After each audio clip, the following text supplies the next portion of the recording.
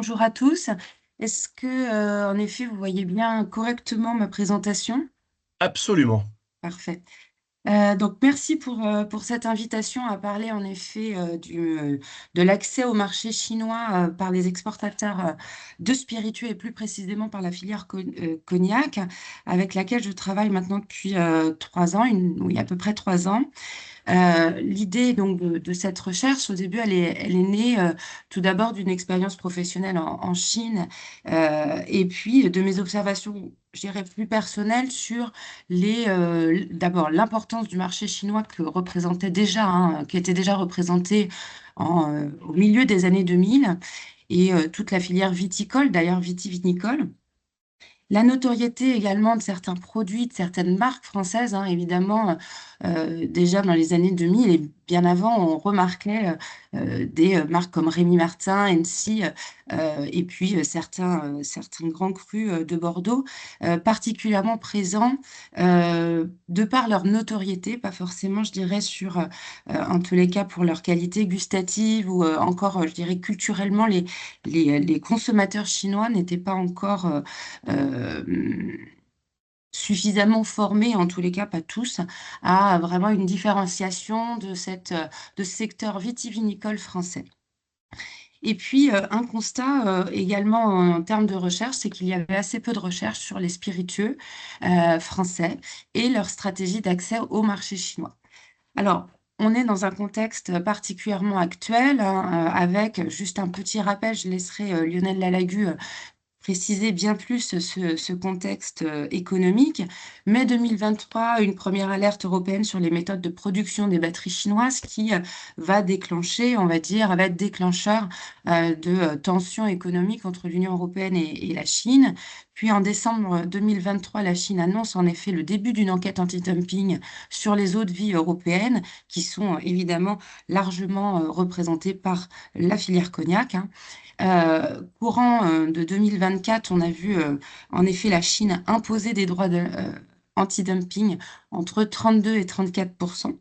Et puis, plus récemment, en juillet 2025, il y a eu un ajustement de ces droits avec une exemption, une liste d'exemptions pour 34 producteurs de cognac qui s'engagent à pratiquer un prix plancher de leurs produits sur le marché chinois. Alors, cette incidence économique, enfin, ce conflit économique, eh bien, il a pour résultat, sur la période du 1er août 2024 au 31 juillet 2025, que la filière cognac, eh bien, elle a expédié un peu plus de 150 millions de bouteilles, soit une baisse, hein, de 4,2% en volume de ces expéditions, représentant une baisse en valeur, hein, de 13,7% de chiffre d'affaires. Donc voilà je dirais le contexte à la fois de ma recherche et le contexte de cette filière. Je me suis concentrée, hein, sur 3 axes principaux aujourd'hui pour cette recherche. Tout d'abord, la compréhension du mode d'internationalisation des organisations, vitivinicoles, puis, surtout l'approche, de ce concept, unique chinois que sont les guanxi avec, l'explication vraiment de la différence entre cette notion de réseau occidental et la notion, du concept des guanxi. Alors, un rappel également, hein, sur, ce que représente la filière cognac aussi. Pourquoi l'intérêt? Eh bien, aujourd'hui, la filière cognac, c'est, un peu plus de 97 de ces produits qui sont exportés. Une présence dans 140, pays.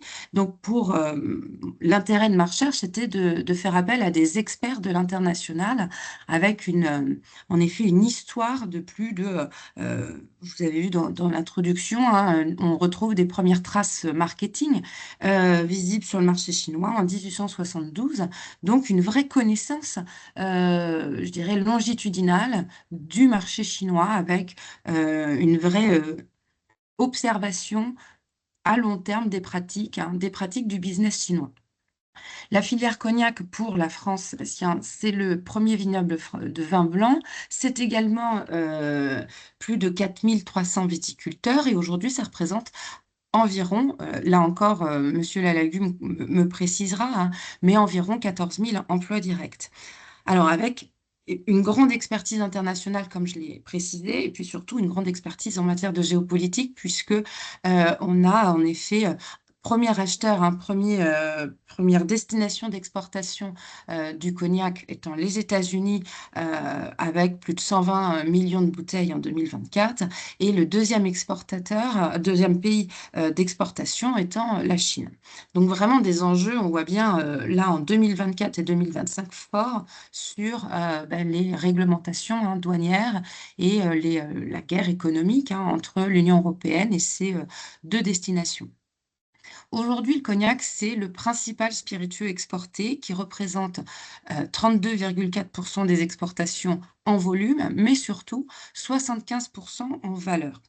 Euh, une spécificité qui, on verra, a une importance majeure en termes de business sur le marché chinois, eh bien, cette filière cognac, elle est à la fois représentée par des grands groupes, mais surtout composée de nombreuses maisons familiales.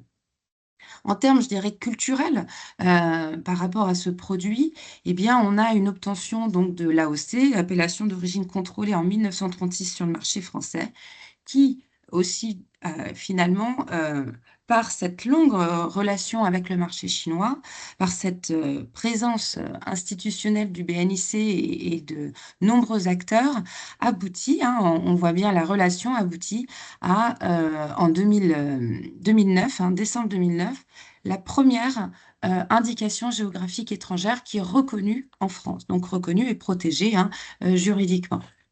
Donc là aussi, je pense que Monsieur Lalagu précisera le cadre de cette reconnaissance et de cette protection. On a aujourd'hui une filière qui est fortement institutionnalisée, avec donc dominée par quatre acteurs majeurs qui sont NC, Martel, Courvoisier et Rémy Martin, représentant environ 80% du marché par leurs nombreuses marques associées. Et qui fonctionnent, qui ont un mode de fonctionnement un peu comme une locomotive de cette filière, puisque ils vont, euh, ils vont permettre d'ouvrir des portes à l'international, d'ouvrir des portes en termes d'innovation également.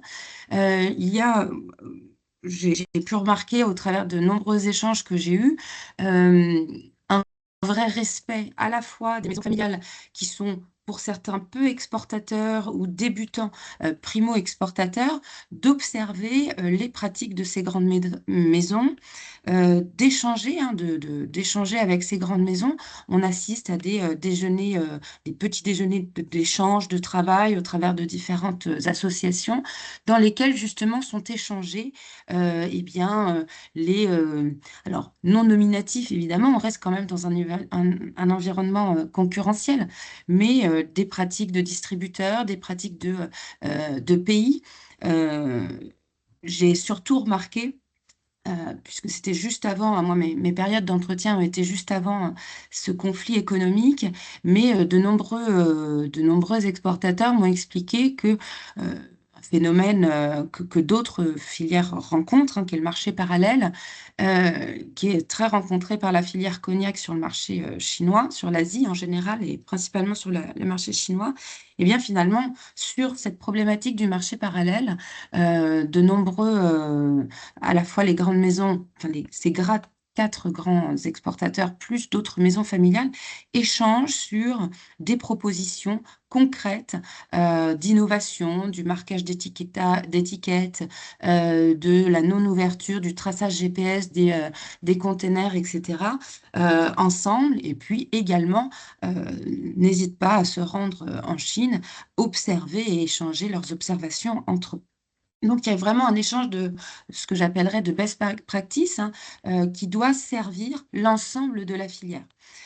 Également, avec la partie plus institutionnelle, donc moins praticien, mais moins exportateur direct, on remarque un échange entre les affaires juridiques de ces grandes maisons et les affaires juridiques, que ce soit du BNIC ou d'autres institutions. Donc, il n'y a pas du tout enfin, il y a peu, excusez-moi, je dis pas du tout, mais il y a peu de concurrence. C'est plutôt, je dirais, un objectif mutuel de cette filière qui est la reconnaissance et la valeur que doit représenter le cognac euh, pour l'ensemble de la filière, quoi, avec en effet des relais de réseau pratiques, etc. Alors, concernant les modes d'internationalisation de ces organisations vitivinicoles, au global, ce qu'on remarque sur le marché français, c'est que le premier mode d'entrée à l'international est, sur ce marché vitivinicole, l'exportation simple et directe, puisqu'il est particulièrement adapté à ce type de produit, un produit du terroir, certaines marques, différentes marques gérées par différentes maisons. Donc, en effet, et puis ça permet des rencontres de salon, une exportation, un test de marché à des coûts plus accessibles pour des PME exportatrices. On remarque également au sein de ce secteur vitivinicole une vraie capacité des PME à développer, au-delà de relations juridiques, contractuelles et objectifs économiques avec un distributeur, avec un fournisseur, une vraie capacité à développer des relations personnelles propres, je dirais, à déjà observer, en tous les cas dans le domaine viticole, et ce que moi j'ai pu observer encore plus renforcé, j'en ai la conviction, dans la filière cognac. Donc il y a vraiment cette implication personnelle forte avec justement son partenaire distributeur, agent, importateur, relais en tous les cas sur un marché international. Et puis, propre également aux organisations vitivinicoles, on a une forme de coopération, finalement, comme je l'ai expliqué sur cette filière institutionnalisée du cognac. On a une coopération au sein de la filière par leur engagement au sein de la filière, par l'achèvement d'objectifs communs, donc la présence, le maintien, et on le voit bien, j'espère vraiment, je sais qu'on aura plus d'explications par le BNIC, par monsieur Lalagu à la fin de ma présentation, sur justement ce combat qui a été de protection de la filière face à la guerre économique entre l'Union européenne et la Chine, et puis également aujourd'hui sur le marché américain. Et en même temps, l'achèvement d'objectifs communs pour maintenir une compétitivité, mais également cette coopération, elle est, comment dire, elle est appliquée aussi par rapport à son partenaire, au-delà de la relation personnelle, avec une vraie volonté d'équilibre du pouvoir avec son partenaire économique. Donc un maintien, c'est-à-dire, ce sont des exportateurs, c'est une filière où souvent la taille des organisations est très disparate quand on voit bien les 4 acteurs majeurs qui représentent 80% du marché, alors que donc 4000 autres producteurs finalement de taille variée vont également être des acteurs sur ces exportations. Ils vont également, en modalité d'exportation, se retrouver face à, si on parle de la Chine, des acteurs qui sont des poids lourds, notamment le numéro un des spiritueux mondial, Maotai, qui sont des poids lourds du spiritueux mondial. Donc, euh, il y a naturellement dans leur approche de l'internationalisation un, un équilibre des pouvoirs, c'est-à-dire il y a moins de rapport de force qui est proposé par ce secteur vitivinicole quand il y a une volonté d'exportation. Alors j'en viens vraiment à, je dirais, un des piliers de ma recherche, c'est l'intérêt euh, pour l'analyse des guanxi. Que sont les guanxi en Chine? Alors, c'est un concept majeur du business chinois aujourd'hui. C'est un concept majeur même de la culture chinoise qui représente donc des pratiques sociales, des relations interpersonnelles et interprofessionnelles qu'on pourrait, je dirais, schématiser par des cercles concentriques où chaque individu ayant son propre réseau de guanxi, finalement, va être interconnecté avec de nombreux contacts. Et la puissance ou la valeur de ces guanxi va évidemment nous donner individuellement ou à l'organisation également de la puissance, de la valeur. Alors ça, c'est dans je dirais, plus il y a de pouvoir et de puissance de notre réseau. Inversement, si un membre de ce réseau eh bien, commet une erreur, ça va rejaillir sur l'ensemble du Guanxi, de l'ensemble de ces interconnexions. Donc, vous voyez, il y a vraiment cette notion un petit peu de une pierre qui tombe et on voit l'ensemble des impacts de comportement sur l'ensemble de notre réseau. Une des grandes spécificités des Guanxi, c'est le niveau de culture du long terme. Ce sont des relations sociales à long terme qui vont aboutir à des obligations impliquantes mutuelles. C'est-à-dire qu'il y a quand même cette notion d'échange, de contrepartie, mais une contrepartie qui va s'engager à vie. Ce sont les termes utilisés par les exportateurs que j'ai rencontrés et même dans d'autres domaines. Euh, les Guanxi aujourd'hui, en matière de business, sont un formidable, en tous les cas, outil pour accéder à des ressources, ressources informationnelles bien sûr, ressources en termes de réseau et particulièrement sur l'internationalisation, ressources en matière de réseau de distribution. Hein. Donc, c'est un vrai levier sur cet axe-là. Axe d'ailleurs sur le marché chinois comme sur d'autres marchés puisque en effet, certains exportateurs vont, s'appuyer sur le réseau Guanxi de leurs distributeurs chinois quand ils sont dans un autre marché où il y aura en effet, un membre du réseau de leurs distributeurs. Donc la diaspora, hein, on le voit, et là je sors un peu de ce que je vous ai présenté, mais on le voit dans des filières textiles où en effet, sur la partie, en Italie, sur le plateau du Prado, il y a cette force de rebond de la diaspora chinoise par les Guanxi. Alors, risque et avantage, puisqu'il y a cette méfiance hein, naturelle. Moi, sur l'ensemble des personnes rencontrées, dès que le terme Guanxi ou réseau est employé, il y a une vraie méfiance hein, qui, en tous les cas, s'affiche. Alors, le risque que provoquent ces Guanxi, eh bien, le premier risque étant la corruption avérée, puisque je vous ai dit, hein, ce sont des implications mutuelles, avec un faible niveau d'éthique, un turnover élevé, puisque chaque individu est naturellement plus loyal à son réseau qu'à l'entreprise. Donc voilà, quand le réseau lui propose, lui offre une opportunité professionnelle, eh bien l'individu aura tendance à suivre la proposition du réseau plutôt qu'à rester dans l'entreprise. Une forme de népotisme et puis ce retour de faveur permanent qui même jusqu'à pousser à des surenchères de faveur.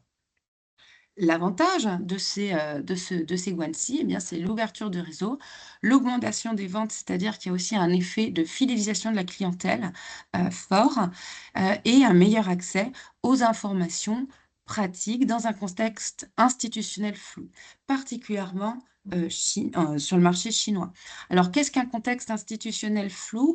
Eh bien, on l'a vu en pratique, c'est que le gouvernement chinois va faire des annonces assez rapides, en tous les cas qui sont mises en pratique dans les jours ou dans les semaines assez rapidement, mais sans jamais avoir une notion de détail, ce que nous on appellerait une réglementation précise, un amendement, un décret d'application. Donc, la principale, je dirais l'aspect juridique est plutôt, on présente un cadre juridique dans lequel on vous propose de faire des affaires. On vous propose une nouvelle réglementation, mais toujours un cadre. Et puis ensuite, finalement, le gouvernement chinois va laisser, alors volontairement ou pas, ça, c'est toujours un petit peu la question, mais va laisser naturellement, très culturellement, chacun des acteurs, y compris les administrations douanières et les exportateurs, finalement, affiner ce cadre jusqu'à obtenir des pratiques. Donc, évidemment, il faut réussir à obtenir des informations les plus fines possibles de ces administrations, puisqu'elles ne sont pas écrites dans le cadre général de la proposition réglementaire chinoise.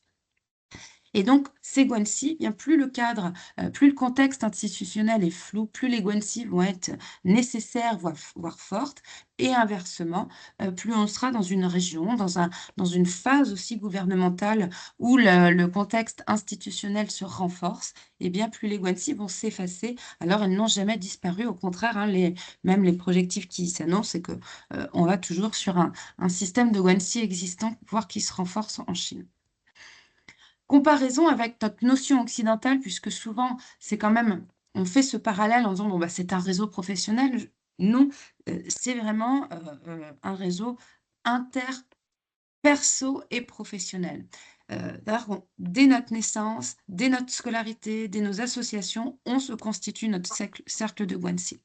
Tout d'abord, la grande différence, c'est que le terme de guanxi en Chine a une connotation très positive. Vous avez d'autres types de réseaux dans le monde, les Blats en Russie, les Wasta sur la partie Afrique subsaharienne ou Maghreb, qui n'ont pas forcément cette connotation aussi positive. Voire même nous, dans notre culture française, réseau professionnel peut être plus ou moins euh, négatif en fonction de son utilisation. Les guanxi aujourd'hui ont un vrai effet positif sur la performance des organisations, ça a été mesuré, et puis en particulier sur la découverte de marchés à l'international. L'accès à des réseaux de distribution, en particulier la fiabilité de ces réseaux, puisque comme justement l'intérêt de faire partie de ces guanxi, c'est que si mon distributeur me recommande quelqu'un, il engage sa loyauté, il engage sa confiance. Donc, on a accès à des informations qui sont fiables. Si l'information n'est pas fiable, en effet, il y a une perte de puissance, perte de valeur pour cette personne et il est évincé du réseau. Donc, on est sur des informations qui sont bien plus fiables que si on les avait collectées par des études de marché. Et la grande différence par rapport à notre notion de réseau occidental, c'est l'aboutissement d'une relation personnelle impliquante. Je vais vous donner des exemples. Par exemple, on est la relation qu'on a avec son réseau, elle est en effet tout au long de la vie. On a un cadre professionnel de travail, mais finalement, on va aller au-delà de ce cadre de travail pour saisir de nombreuses opportunités d'investissement. Et vous voyez, quand on regarde les groupes multinationaux chinois, ils sont dès leur création, sont moins spécialistes d'un secteur que nos groupes français, puisqu'il y a justement cet échange d'opportunités et de relations personnelles. Alors que nous, en France, vraiment, en tous les cas, cette notion occidentale, il y a quand même un maintien, une frontière entre la vie privée et professionnelle qui va être plus marquée. Ce qui a été observé par des praticiens, des exportateurs en Chine, c'est que certains occidentaux ont compris cette notion de guanxi et ont compris ou en tous les cas essayent de les pratiquer en se forçant. Alors, si on n'arrive pas à dépasser, si au bout d'un moment ça ne devient pas naturel, eh bien finalement on augmente la méfiance de nos partenaires chinois parce que voilà, ils trouvent une forme de mistrust, hein, que cette relation forcée, cet entretien personnel forcé, eh bien, elle n'est pas digne de confiance. Et pour nous, en Occident, on se basera toujours, on reviendra toujours à la notion de contrat par rapport à un partenaire, même si c'est un partenaire qu'on connaît depuis 20 ans, 30 ans. Ce qui, en effet, en Chine, il y a aussi des contrats, vous le savez bien, mais finalement, le contrat est exactement comme le fonctionnement du gouvernement chinois, est un cadre, est un point d'entrée à la conversation. Un contrat chinois nous implique en exportation à dire maintenant on peut dialoguer, maintenant en effet on est d'accord pour échanger. Mais finalement les modalités, elles se font plus sur la confiance l'un envers l'autre. Alors, cette recherche, comme je vous ai dit, donc j'ai mené une trentaine d'entretiens, ce qu'on appelle semi-directifs, puisque le but était vraiment de laisser ouvert le dialogue, le marché chinois étant le deuxième marché le plus important pour eux, avec des pratiques qui sont très particulières. Donc, le but étant vraiment, voilà, il n'y avait pas de questions fermées. Et j'ai pu aussi assister à des conférences, des salons, des musées, différents forums qui justement m'ont mené à présenter donc ces résultats. Comment nos exportateurs, déjà, identifient des acteurs stratégiques chinois? Donc, des acteurs stratégiques, c'est un point d'entrée, justement, dans un des réseaux de Guanxi qui peut leur permettre ou non, puisque j'ai en effet observé une forme de performance de certaines entreprises qui savaient, qui ont réussi à utiliser et à s'approprier cette notion de Guanxi. Dans la partie bleu clair, je dirais sur la recherche d'importateurs, salon réseau, observation des pratiques des concurrents de taille équivalente, on est sur une base assez commune, peu importe les marchés. C'est-à-dire que nos exportateurs, oui, font des salons, sont contactés par des agents, par des distributeurs, par des importateurs. Alors, évidemment, en nombre supérieur sur le marché chinois, puisque le cognac, étant un produit où la valeur est importante, il attire de nombreux agents et de nombreux importateurs qui souhaiteraient faire la promotion de ce produit. Donc, il y a particulièrement au marché chinois un travail de sourcing d'informations auprès des entreprises privées, puisque le sourcing d'informations auprès d'institutions françaises, heu, les CCI, les consulats, toutes nos agences, je dirais, par lesquelles les exportateurs peuvent passer, finalement, vont vite se heurter à un rideau un peu, opaque, puisqu'ils ne font pas partie des ONECI.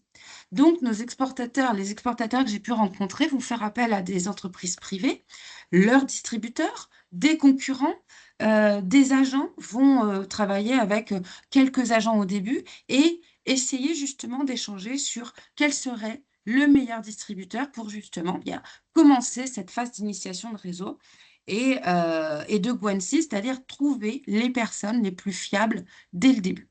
Donc ils ont en effet, ce qu'ils m'ont dit, c'est que sur le marché chinois, si on veut y aller avec une stratégie à long terme, pas une stratégie d'opportunité, avec une stratégie à long terme, il y a vraiment un temps fort d'investissement qui doit être consacré à la qualification de la relation avec son partenaire. Et ce temps long, il va jusqu'à 2, 3 ans, hein, voire certains ont mis 8 ans. 8 ans à identifier en effet, enfin un partenaire qui convenait en termes de valeur, qui convenait en termes de volume, qui convenait en termes de fiabilité. Alors la fiabilité, aussi une pratique du cognac, c'est que tous les exportateurs se font payer leurs commandes 100 à l'avance. Donc on ne parle pas de fiabilité de paiement, hein, on est vraiment sur des fiabilités de, j'achète et finalement je ne vends pas en Chine, mais je vends aux Philippines. Ou, voilà, c'est-à-dire est-ce que vraiment ces personnes vont, me faire comprendre ce que devient mon produit? Heu, le nombre de ventes qui va être réellement réalisé par mon produit sur ce marché. Deuxième étape importante, finalement, une grande partie des exportateurs, qui sont, je dirais, performants sur le marché chinois. Alors performants, je ne parle pas que en termes de chiffre d'affaires ou en pourcentage de chiffre d'affaires représenté par le marché chinois, mais je parle également en termes de longévité, de maintien de la relation, maintien de la présence sur le marché chinois est une forme de performance. Eh bien, ce sont des acteurs qui ont identifié ce qu'on appelle des boundary spanners, qui sont soit je dirais des occidentaux, des Français, qui auraient travaillé, en Chine, qui auraient fait leurs études, concernant ce marché chinois ou inversement et d'ailleurs plutôt majoritaire, certains ont plutôt recruté des agents chinois, notamment certains m'ont dit qui sortaient de cet établissement à Segonzac dont nous avons parlé. Voilà, mais avec cette vraie compréhension culturelle de ce qu'est la France, de ce qu'est travailler pour une institution française, mais avec une double culture, hein. Ce sont des biculturels finalement, mais avec une confiance supplémentaire parce un niveau d'éthique, puisque justement, on a bien vu que le risque des Guanxi, c'est ce risque de corruption, qui n'est pas, possible pour des organisations françaises et je vous rassure, l'ensemble des organisateurs que les exportateurs que j'ai rencontrés, maintiennent bien leur niveau d'éthique, en tous les cas, partagé et formé, dans leurs équipes. Et puis, une autre chose qu'on peut voir recommandée par des cabinets, c'est, faire appel à des agences de mise en relation. Donc là aussi, j'ai beaucoup posé la question, parce que moi-même, ayant été, comme je vous disais, sur place, je voyais ces agences, j'étais un peu perplexe. Donc j'ai beaucoup posé, de questions auprès de ces exportateurs qui m'ont dit que, finalement, ces agences de mise en relation, elles créent un double rideau. C'est-à-dire que eux, leur intérêt, c'est en effet de présenter des distributeurs prospects, des agents prospects, donc il va y avoir une double traduction qui va se faire entre l'exportateur français et l'agence de mise en relation, puis l'agence de mise en relation et le distributeur chinois. Donc, comme je vous dis, sur un marché où déjà il y a de l'opacité, finalement, ces agences de mise en relation, elles sont assez mal connotées auprès de la filière cognac que j'ai rencontrée, puisqu'elles créent encore plus d'opacité. Deuxième partie, et c'est vraiment important, une partie primordiale, c'est la construction de cette relation. Donc, je vous ai mis des petits, des exemples hein, de comment était vue la relation entre le partenaire et l'exportateur chinois. Eh bien, on a un partenaire qui est vu comme un mariage. Donc, vous voyez vraiment, ces entreprises, ces dirigeants d'entreprise se sont appropriés en fait la notion de guanxi puisque mélange le côté personnel. Certains m'ont dit c'est à la vie à la mort avec mon partenaire. Euh, donc, il y a une attention réellement et particulière qui est à apporter aux partenaires chinois par rapport à un partenaire américain. Hein, quand on fait l'écart et qu'on pose la question, il est évident que le temps consacré au début, puis le temps consacré au maintien de la relation, à l'entretien de de relation, euh, à l'entretien de la richesse, à l'évolution de la croissance de la relation est bien plus important sur le marché chinois.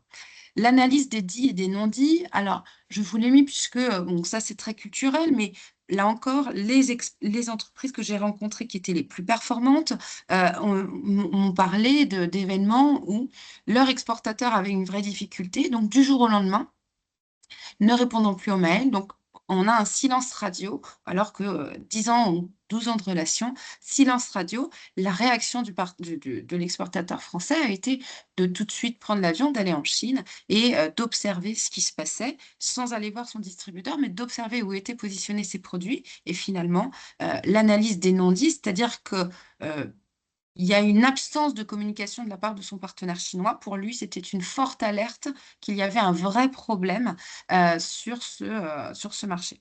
Et donc, il s'est rendu sur place, voilà, en quelques jours, pour comprendre, et il a compris que ces produits ne se vendaient pas, puisqu'il y avait une hausse du marché parallèle.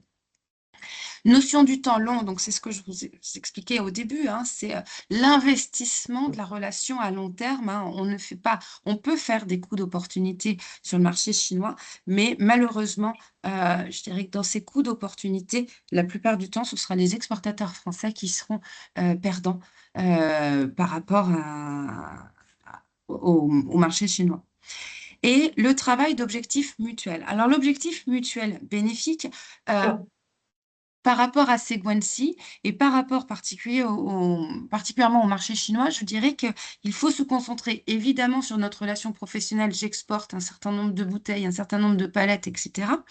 Mais euh, là où moi j'ai fait un cas d'une entreprise, un cas spécifique d'une entreprise qui est aujourd'hui un partenaire ou un des partenaires du numéro un de spiritueux chinois, donc Maotai sur un tout autre sujet. Alors, ça reste le spiritueux, mais finalement, qui, il y a de nombreuses années,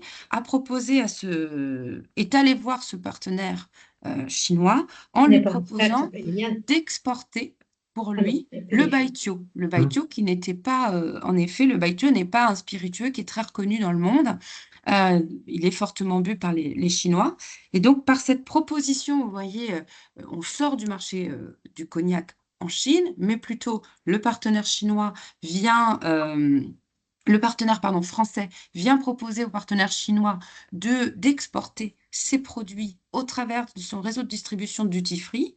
Eh bien, c'est ce qu'on appelle un objectif mutuel bénéfique. Alors qu'il n'y a je dirais, aucune incidence réelle sur le nombre de bouteilles de cognac qui vont être vendues en Chine. Bon, après, l'intérêt évidemment de partenariat, c'est d'être partenaire avec Maotai, d'avoir ce relais quand même institutionnel fort. Et puis, encore une fois, cet autre exportateur, enfin ce même exportateur, eh bien, dans son analyse de cette culture chinoise, dans son appropriation de la culture chinoise, aujourd'hui, et de ces guanxi, hein, vraiment de ce concept des guanxi, aujourd'hui, on voit la construction d'une usine de fabrication de whisky, de production de whisky sur le territoire chinois avec un autre producteur de baijiu, qui n'est pas Maotai, mais qui est un autre producteur de baijiu chinois, lui aussi très connu. Donc finalement, c'est aussi quand je vous propose de réfléchir à des objectifs mutuels bénéfiques, ce n'est pas uniquement comme on pourrait le voir, et j'avais assisté à une conférence justement de la Fabrique de l'export il y a quelques mois sur je participe à la com, je participe aux efforts de communication, aux efforts de Mm. marketing, et ce qui est évidemment vrai, mais c'est également connaître un maximum son partenaire pour comprendre ce qui peut lui être bénéfique à lui et pas forcément à nous. Et en quoi, Ouais. moi, mon rôle finalement, qu'est-ce que mon avantage l'avantage de me connaître, moi, exportateur français, eh bien, c'est peut-être faire, voilà, importer du baijiu en France. Bon, il y a quand même un frein culturel, mais ça, voilà, ça peut être aussi, finalement, si vous me représentez sur le Mm. marché chinois, je peux peut-être vous présenter sur le marché français. Voilà, Voilà. c'est Alors, vraiment. si je peux me permettre, Oui, Camille, alors il y a un micro qui est ouvert oui, chez quelqu'un. Si je peux me permettre, Camille, avant qu'on passe la parole à Lionel, parce oui, que le temps tourne, oui, quand on a préparé cette conférence, tu m'as expliqué que la force, l'intensité de cette relation, dans la période actuelle de crise, de tension, permet de faire durer la relation business, parce oui. qu'on a quelqu'un en face qui a envie de jouer le jeu, parce qu'il nous connaît et qu'on a cet objectif mutuel. Oui, c'est-à-dire que le but, c'est de maintenir la présence. Alors, évidemment, dans cette guerre économique, aujourd'hui, guerre douanière, euh, l'ensemble des acteurs va être impacté. Mais le maintien, je dirais que le maintien de la relation fait que revenir ensuite, parce qu'on espère évidemment que cette guerre économique puisse avoir une fin ou en tout cas une accalmie, et donc on espère que cette crise puisse être passée et que le cognac se revendra de façon supérieure, comme ça l'a été dans les années précédentes. Donc oui, sauf que pour pouvoir revendre à des rythmes, il faut maintenir sa présence. Et c'est par l'appui de notre partenaire chinois, qui peut être un agent. Et c'est là où j'ai vu dans les différents entretiens que j'ai tenus, euh, la taille du partenaire, la forme juridique du partenaire n'a- n'est pas, en tous les cas, directement en lien avec l'importance, avec la performance. On peut avoir un très bon agent qui, en effet, a envie, parce qu'il est fier, en effet, de travailler avec cette entreprise, avec les valeurs, parce qu'il aura fait des études avec nous, ça a été le cas pour un, et que il a découvert le cognac en France par une relation amicale. Et finalement, elle dit, bah, moi, je vais essayer, je reviens en Chine, je vais essayer petit à petit. Puis au bout de 20 ans, c'est devenu quand même un agent, au début un agent, puisque la structure juridique était simple, puis maintenant un importateur majeur pour une entreprise. Donc, et là, en effet, ils vont se battre institutionnellement par leur Guanxi pour faire en sorte que leurs partenaires français soient les moins touchés, je dirais, soient le plus épargnés. Voilà. C'est ça, donc continuer, voire même intensifier le fait de cultiver cette relation. Je Exactement. te laisse, on Oui. va essayer de conclure Conclure, voilà, en deux rapidement. minutes. Ouais, Oui.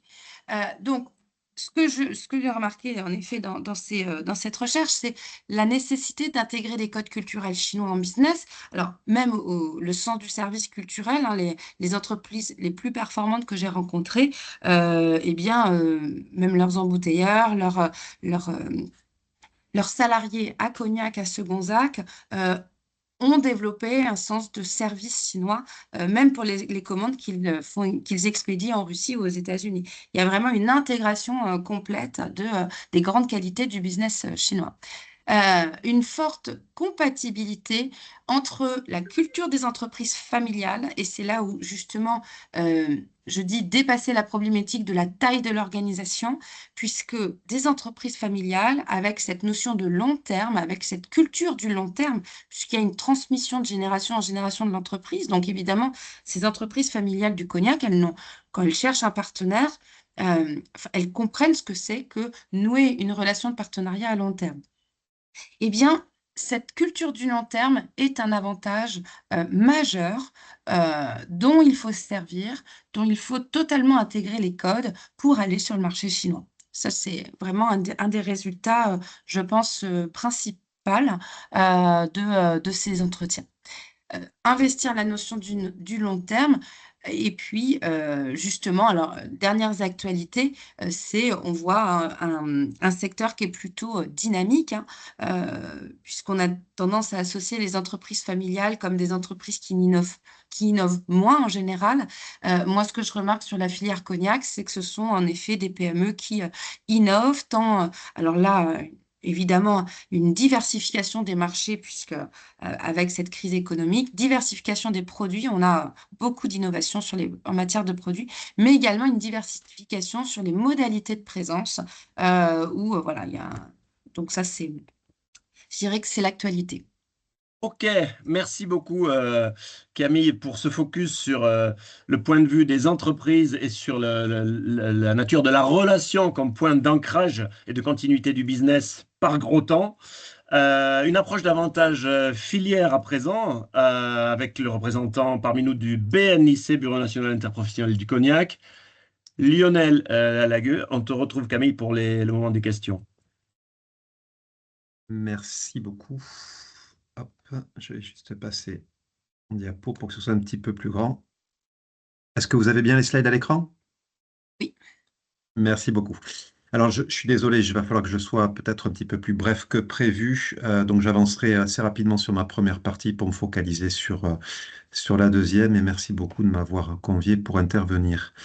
En deux mots, le cognac, de quoi parle-t-on? C'est une eau de vie de vin dont le raisin provient exclusivement d'aires délimitées, hein, donc principalement Charente, Charente-Maritime.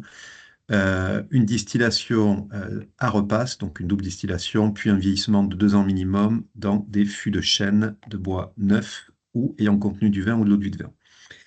Le BNIC, donc, c'est 243 maisons de négoce, 4429 viticulteurs et 133 bouilleurs de profession, c'est-à-dire des distillateurs qui vont distiller pour le compte d'autres entités qui peuvent être soit des viticulteurs, soit des négociants. Et il y a également ce qu'on appelle des bouilleurs de cru, des distillateurs à domicile, qui sont donc des viticulteurs qui ont leurs propres alambics.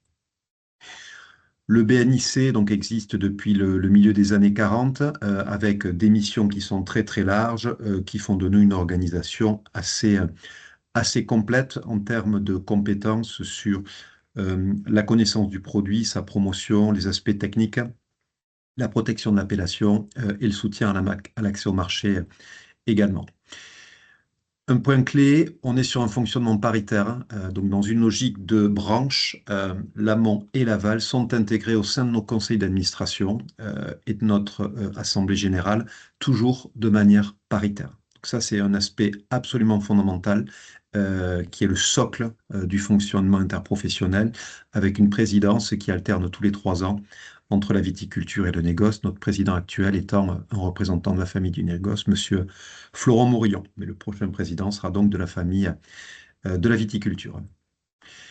Camille l'a exprimé tout à l'heure, on est à peu près à 155 millions de bouteilles expédiées sur les 12 derniers mois, année glissante jusqu'à août, à 97,5% à l'export, ce qui se présente un CA des parcs cognac de 2,7 milliards d'euros, mais en réalité, sur les marchés, c'est un CA généré de plus de 12 milliards, avec vraiment une connotation et une image qui est celle du savoir-faire et de la gastronomie à la française.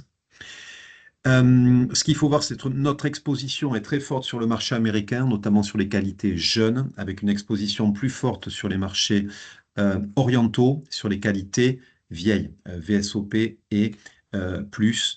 Le VS, c'est 2 ans minimum, le VSOP, c'est 4 ans minimum, le XO, c'est 10 ans minimum, et ça peut aller au-delà pour les qualités premium. Si on s'attaque maintenant au marché chinois, alors la Chine, en fait, en termes de spiritueux, il faut comprendre que c'est ultra majoritairement les spiritueux locaux, ce qu'ils appellent les national spirits, c'est-à-dire les baijiu ou les earth liquors, hein, les liqueurs qui sont faites avec les plantes médicinales, c'est 99% des volumes. Voilà, c'est 99% du business en volume. Par contre, c'est 97% de la valeur. Et donc nous, au niveau du cognac, on représente à peu près un petit peu moins d'1% en volume, ça, en fonction des années, et à peu près 2% de la valeur. Donc pour nous, c'est un marché important. Pour eux, on est des nains. Ça, c'est un point qui est un point important aussi. Si on regarde ce que ça représente de manière plus concrète, nous, on expédie 80%, donc ça, c'est les chiffres de 2023 qui ont sensiblement évolué depuis. Je vais être tout à fait transparent avec vous. L'impact de l'enquête anti-dumping est majeur. J'y reviendrai ultérieurement. 80% de VSOP en volume qui représentait plus de 50% de la valeur et 20% de XO en volume qui représentait près de 45% de la valeur. Donc vous voyez évidemment que plus on monte en gamme, plus la valorisation est forte. La Chine pour le cognac, qu'est-ce que c'est? En 2023, c'était le deuxième marché en volume avec à peu près 20% des parts de marché, mais le premier marché en valeur avec un petit peu moins de 40% de parts de marché. Et ce qu'il faut comprendre, c'est que le marché chinois pour le cognac, c'était la moitié de la valeur et 40% des volumes de VSOP au niveau mondial, et quasiment la moitié de la valeur et 40% des volumes de XO au niveau mondial. Donc ça veut dire qu'en gros, ce marché en 2023, il absorbait près de la moitié des volumes et la moitié de la valeur de nos qualités premium. Donc c'est pour vous donner vraiment une idée claire de l'importance de ce marché pour nous. Et ce marché, en fait, il est en train de s'effondrer à date depuis le lancement de l'enquête anti-dumping par les autorités chinoises, avec des circonstances économiques qui, cette année, font que le rebond est beaucoup plus compliqué qu'il n'aurait pu l'être dans d'autres circonstances qu'on avait pu connaître, par exemple en 2013, au moment du lancement de la campagne de frugalité du Parti communiste chinois, ou après le Covid en 2020. Et pourquoi on en est arrivé là? En fait, on est arrivé là au terme de, à date, 25 mois de cauchemar pour la filière, depuis le lancement de l'enquête anti-dumping par le ministère du Commerce chinois, qu'on appelle le MOFCOM, c'est ainsi que je le désignerai dans les slides. Sujet qui est un sujet très compliqué. Alors, c'est l'histoire du cognac est de se faire taper pour des sujets qui n'ont rien à voir avec lui. C'était le cas dans les années 60 avec les États-Unis pour des histoires de poulets. Ça a été le cas pendant la première présidence de Trump avec les histoires d'acier et d'aluminium. Ça a été de nouveau le cas cette fois-ci pour l'enquête anti-dumping. Ce qu'on a su, nous, très très tôt, et on avait d'ailleurs écrit à la première ministre de l'époque, Elisabeth Borne, pour l'alerter, c'est que les Chinois voyaient d'un très mauvais œil le lancement d'enquêtes anti-dumping contre les véhicules électriques importés dans l'UE, et qu'il y allait y avoir des mesures de rétorsion, et que dans la liste des produits qui seraient soumis à rétorsion, il y avait de fortes chances qu'on soit dedans. Bon. Donc ce sujet, on l'a alerté avant le lancement de l'enquête. Il y a eu des arbitrages politiques qui ne nous regardent pas, qui ont été faits assez tôt au niveau de l'exécutif. Et donc on a dû gérer, nous, les conséquences de ces choix. Donc concrètement, en fait, ce qu'il faut voir, c'est qu'une enquête anti-dumping, logiquement, ça peut durer 1 an, mais ça peut durer aussi plus longtemps si l'autorité enquêtrice décide de prolonger. On en a eu beaucoup de chance, on a eu droit à 18 mois. Avec tout un tas de formalités. Il faut d'abord répertorier tous les opérateurs qui doivent répondre. Alors évidemment, tout se fait de manière ultra formalisée, tout est fait en chinois, tout est très compliqué. Et donc nous, assez rapidement, ce qu'on a mis en place, c'est un soutien financier à l'ensemble des PME porté par la filière pour pouvoir les aider à répondre à tous ces questionnaires avec les négociations de forfaitaires avec des cabinets d'avocats, etc. Pour la petite histoire, on en a pour plusieurs centaines de milliers d'euros de frais d'avocat pour ce dossier-là. Et si on prend les 3 entreprises qui ont eu la chance d'être échantillonnées par le MOFCOM et qui ont dû du coup avoir un régime de faveur, ils en sont à plusieurs millions de frais d'avocat sur cette enquête, qui est bien sûr totalement infondée, injustifiée. Mais ça, c'est un autre sujet. Donc, à chaque étape de l'état, à chaque étape du process, il faut que vous envoyiez des questionnaires et qui vont dans un degré d'intrusion dans le process et dans les secrets industriels des entreprises qui n'a quasiment pas de limite. C'est-à-dire que au niveau de la réglementation, je ne connais pas beaucoup d'exemples d'enquêtes qui peuvent aller aussi loin que ce qui est fait dans le cadre d'une enquête anti-dumping. Nos producteurs, nos négociants, nos exportateurs ont dû divulguer l'ensemble de leur méthode de fabrication, tous leurs fournisseurs, l'âge des eaux de vie qui composent. Donc, en gros, la recette de ce que vous avez dans les produits les plus premium, qui sont des produits qu'on fabrique depuis de très, très nombreuses années. Ce qu'il faut avoir en tête, c'est que tout ça, c'est le fruit de l'histoire, hein. Le cognac, ça fait c'est 400 ans d'histoire, hein, à peu près, avec une exportation sur les 3 siècles et demi. Donc c'est quelque chose qui, s'est fait de manière extrêmement progressive pour arriver aux produits qu'on a sur le marché aujourd'hui. Donc ça, quelque part, on s'est mis à nu totalement et on n'a pas eu le choix. On n'a pas eu le choix parce que dans le cadre d'une enquête anti-dumping, si vous ne répondez pas à l'autorité, elle va se fonder sur ce qu'elle appelle les best fact available, c'est-à-dire les meilleures données disponibles. Et donc, en gros, vous allez être traité comme non coopérant, vous allez hériter des mesures les plus défavorables au niveau des droits anti-dumping à la fin, et la conclusion sera quasi mécaniquement contre votre intérêt. Voilà. Alors, ce qui est intéressant, c'est que du point de vue chinois, c'est extrêmement cohérent. Et en réalité, ils ont parsemé notre enquête au regard de ce qui se passait dans l'enquête anti-dumping que l'Union européenne avait lancée contre les véhicules électriques chinois. Quand je parle du cognac, je peux rajouter bien entendu nos amis du porc et nos amis du lait, qui ont la grande chance d'avoir été eux aussi rajoutés à ce sujet, avec le lancement d'une enquête anti-dumping en juin 24 pour nos amis du porc et une enquête anti-subvention qui s'attaque du coup également à la PAC, donc sujet stratégique très sérieux du point de vue de la Commission européenne, lancé en août 2024. Alors, ce qui est intéressant, c'est que nous, très rapidement, on a évidemment mobilisé tous nos réseaux sur un plan politique, à tous les niveaux, au niveau régional, national, au niveau international. Euh, Ce qu'on a pu voir également, c'est on a très très vite agi dans un cadre qui était un cadre euh, collectif, non seulement au niveau du BNIC où on soutenait l'ensemble des opérateurs, mais également on s'est associé, on a pris sous notre aile le BNIA, les représentants de l'Armagnac. On a quasiment d'ailleurs tout financé, hein, pour être tout à fait transparent avec vous, parce qu'en réalité, l'enquête, c'était pas nous. Alors, au niveau des volumes, c'est nous, mais en réalité, les produits qui étaient couverts, c'était principalement Cognac Armagnac. Donc pour nous, c'était tout à fait cohérent et on s'est appuyé également sur la Fédération des exportateurs de vins spiritueux. Donc on a eu une logique hyper inclusive, ça c'est un point très très important. On a pu avoir des échanges, alors est-ce que ça joue ou pas? C'est très difficile à dire. On a pu avoir des échanges en direct avec Wang Wentao en personne, le ministre du Commerce chinois, qui avait, alors on peut dire invité, on va plutôt dire convoqué, les représentants de la filière à un échange à l'ambassade de Chine en France en avril 2024. Euh, Ce qu'on a pu voir, nous, quand même, hein, avec un peu de recul, c'est que le point de pivot dans ce dossier, au niveau du soutien politique français, ça a vraiment été les manifestations et la manifestation qu'on a organisée à Cognac en septembre 2024, avec le soutien justement du CNIL, avec le soutien du BNIA. Euh, on a eu quand même des patrons, y compris de grands groupes, qui étaient devant la sous-préfecture, ce qui, je pense, ne leur est pas arrivé auparavant et je l'espère n'arrivera plus par la suite. Mais c'était un moment important de mobilisation qui nous a permis du coup de renforcer considérablement nos échanges, notamment avec le Sénat.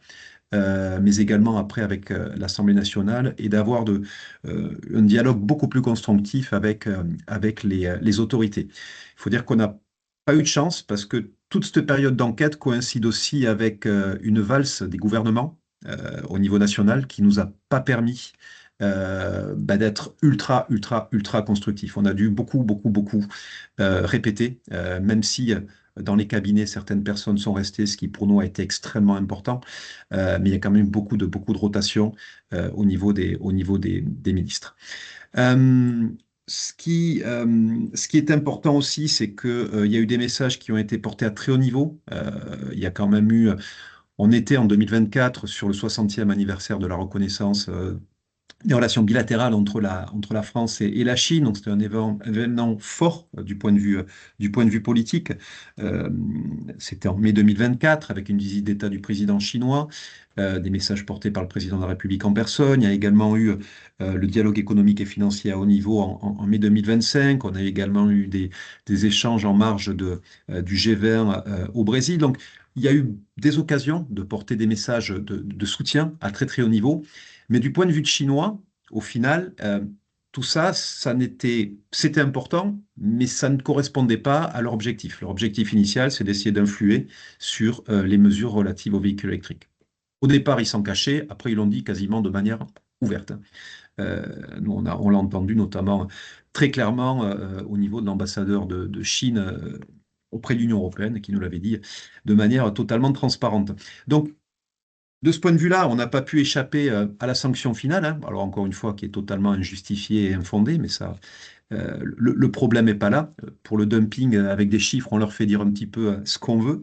Du point de vue chinois, c'est quand même le pompon, sachant que c'est le marché, je vous l'ai expliqué tout à l'heure, où on vend quasiment le plus cher au monde et on fait la plus grosse valorisation.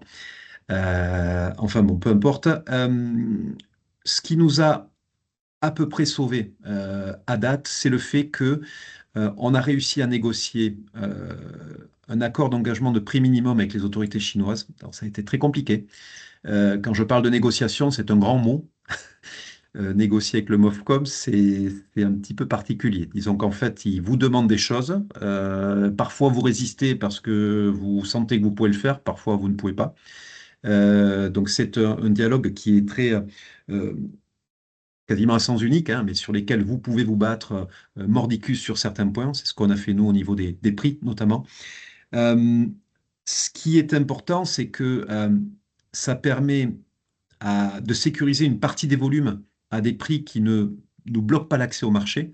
Ce qui est très gênant, c'est que ça s'est fait au détriment du volume d'exportateurs. C'est-à-dire qu'on a aujourd'hui 34 sociétés Cognac et Armagnac, hein, ça n'est pas que les cognacés, c'est les Armagnacais qui sont également dedans, qui peuvent exporter avec un engagement de prix minimum, mais on a une trentaine de boîtes qui ont été exclues, alors qui représentent des volumes plus faibles, mais qui en réalité se voient aujourd'hui fermer le marché. Parce que quand bien même on a des liens historiques forts avec ses partenaires commerciaux, quand les produits coûtent 32,2% plus cher ou 34,9% plus cher, sachant qu'en plus les droits de douane sont passés de 5 à 10% sur nos produits en janvier 2025, vous voyez que ça rend le sujet compliqué, d'autant que les mesures de défense commerciale, elles sont là pour 5 ans.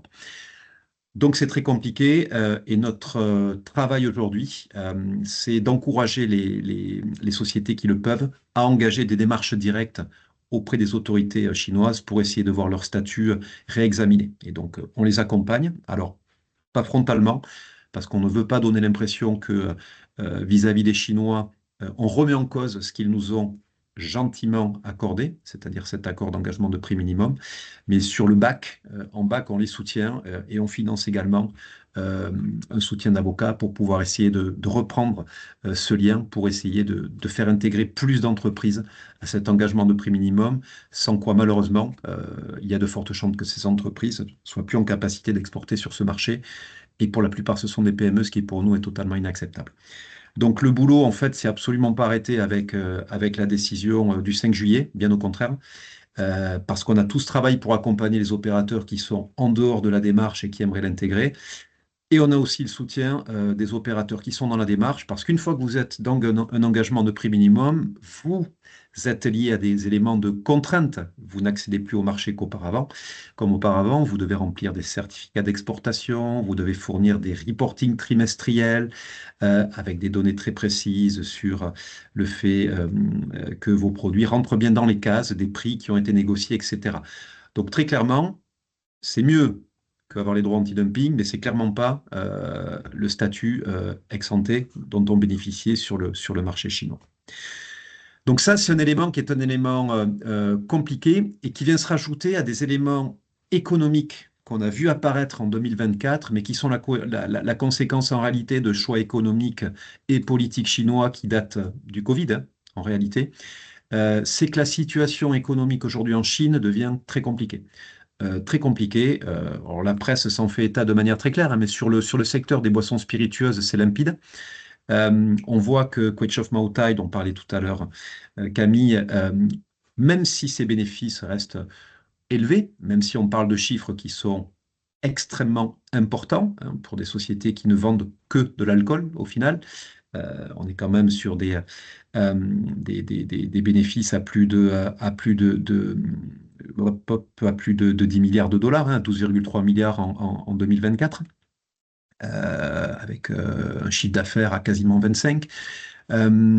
mais tant Mao Tai que Wu-Languier, qui est le numéro 2, avec des bénéfices qui sont de l'ordre de 3 milliards, voient leurs ventes baisser. Leurs ventes baisser, leurs revenus et les bénéfices baisser, avec un rythme qui est le plus lent depuis 2015. Et qu'est-ce qui a provoqué ça? Ben, clairement, les choix politiques qui ont été faits par les autorités chinoises pendant le Covid.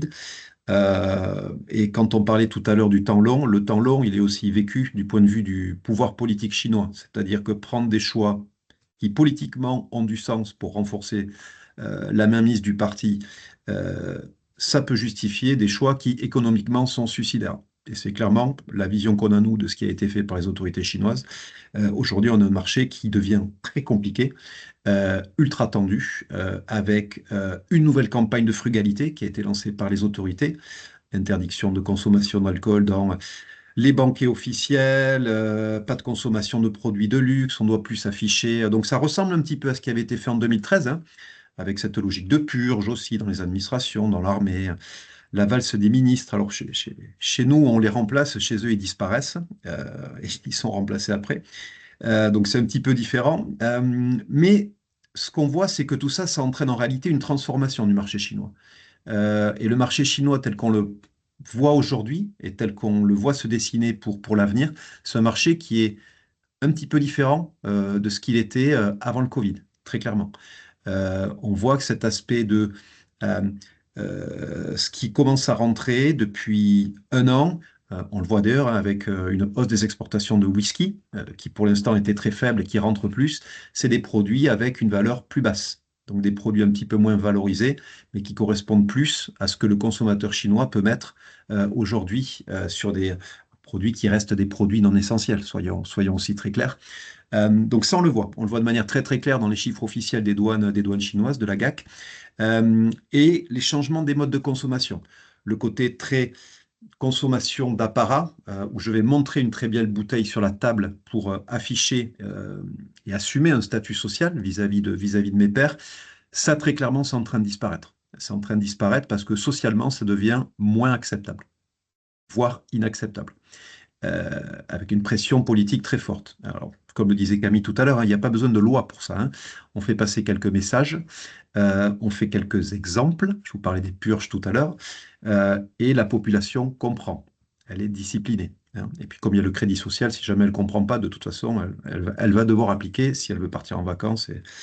Voilà. Donc, ça, on le voit très, très clairement, ça évolue. Et ça, pour nous, c'est une perspective qui est compliquée à gérer, parce qu'on doit à la fois ressortir d'une situation où on nous a cassé du sucre dans la presse et politiquement sur le dos pendant 18 mois, en disant qu'on faisait du dumping. Donc ça a vraiment heurté notre image. Donc on a un travail de reconstruction de notre image auprès des consommateurs qui va prendre du temps, qui va prendre de l'argent, tout en sachant qu'en plus, on va vendre des produits en les valorisant moins. Donc c'est un double effet, un effet qui est compliqué. Donc ça veut dire qu'on va être vraiment sur une logique de moyen long terme pour pouvoir reconstruire cette relation avec les Chinois, avec les consommateurs chinois, et faire en sorte qu'on retrouve des niveaux d'exportation et des valorisations qui sont supérieurs. Est-ce qu'on sera en capacité de revenir à ce qu'on a pu connaître par le passé? C'est une vraie question. C'est une vraie question. Si le dynamisme économique chinois repart, c'est possible.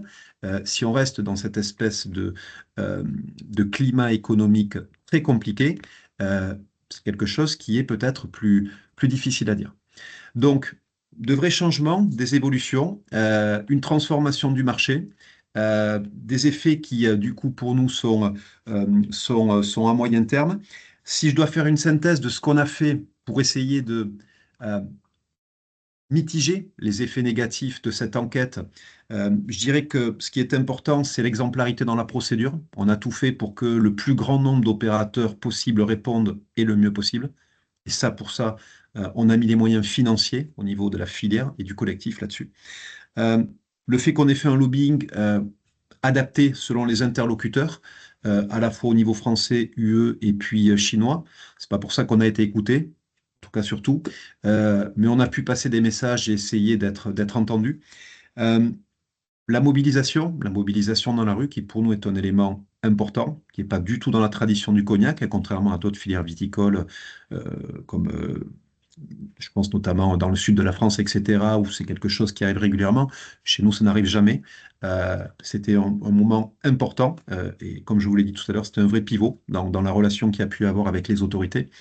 Euh, le choix courageux de la filière de partir sur la négociation d'un engagement de prix minimum qui est contre-intuitif, hein, parce que ça veut, vous mettez en place un système tout en sachant pertinemment qu'en réalité, il n'y a aucun problème. Mais vous êtes obligé de passer par cette case-là si vous voulez sécuriser des volumes. Donc voilà, vous avalez une couleuvre. C'est pas une reconnaissance de culpabilité, mais vous êtes obligé d'avancer dans ce sens tout en sachant que quelque part, vous avez une épée de Damoclès au-dessus de la tête, c'est-à-dire que le ministère du Commerce chinois, du jour au lendemain, peut vous expliquer que vous n'avez pas respecté les règles ou que ceci ou que cela, et faire sauter l'engagement de prix minimum, et ce qui ferait retomber tous les opérateurs qui en bénéficient sur les droits anti-dumping. Donc ça, c'est un point important. Et puis, un élément peut-être un bémol sur ce que disait tout à l'heure Camille. Euh, le travail collectif, il est hyper important. Les boîtes bossent entre elles, elles bossent au niveau des syndicats, on bosse au niveau d'Interpro avec énormément d'échanges. Mais pour autant, le côté concurrentiel est absolument majeur. C'est-à-dire qu'on fait partie des secteurs sur lesquels vous avez une concurrence absolument exacerbée. Les rayons sont petits et pour être dans les rayons, c'est la guerre. Donc voilà, ça c'est quand même aussi quelque chose de très très important, ce qui nous a d'ailleurs conduit, nous, dans le cadre de la négociation d'engagement de prix, à faire sécuriser par des cabinets d'avocats pour être certain qu'on n'était pas sur le cadre de mesures anticoncurrentielles, parce qu'on avait vraiment cet aspect de concurrence, il est ultra, ultra, ultra prégnant, surtout chez les grands groupes. Donc voilà, encore une fois, on travaille en collectif, on fait beaucoup de choses en commun, mais notre secteur est un secteur sur lequel la concurrence est exacerbée, non seulement entre nous, mais aussi vis-à-vis de nos concurrents internationaux, qu'il s'agisse du Scotch Whisky, de l'Irish Whisky, du Canadian Whisky, de la Tequila, ou de nos amis du Baijiu sur le marché chinois. Voilà. Merci Lionel et Camille pour ce webinaire très intéressant sur une filière douloureusement impactée. On sent bien que le plus dur n'est pas forcément derrière parce qu'on a stabilisé la situation, mais il va falloir tenir à présent, le temps que des relais de croissance arrivent, que peut-être aux États-Unis la situation s'améliore. Merci pour cette vision plutôt entreprise, Camille, et cette vision filière, Lionel. Et bonne journée à toutes et à tous. Et rendez-vous pour nos prochains webinaires qui vous seront communiqués par mailing, comme d'habitude. Je vous remercie. Merci Lionel, merci Camille. Merci. Au revoir. Au revoir.